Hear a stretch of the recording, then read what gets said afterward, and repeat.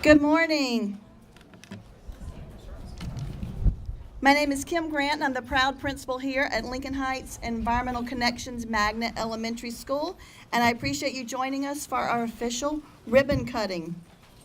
This is the conclusion of a successful renovation project, and the project started in the summer of 2016 and ended, well, almost now. We're almost finished. We have one more thing to do, and then we're finished. We want to build what matters, and we know that this school matters to this community and to Wake County, and we're just happy to be involved. We are now with over 93,000 square feet of learning space, sitting on 11 acres. The school used to be 5 different buildings, but now we are all under one roof. The building that we have now replaces buildings that were 40 to 50 years old and brings new state-of-the-art teaching and learning spaces. I've seen a lot of changes at Lincoln Heights.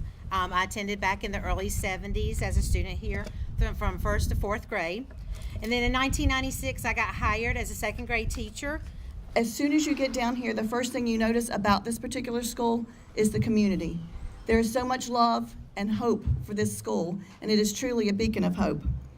It's a place where my goal is for every child to have a chance to reach their full potential each and every day and be challenged in many ways inside and outside of this building. Our hallways and our classrooms are engaging and inviting for our students and learning to take place. We have outside classrooms as well as inside classrooms. That makes our students excited to be here at school, to be able to learn. It makes me even prouder to be a teacher at this school once again, with all the changes that are impacting our students and how their love for learning is starting to grow and blossom more.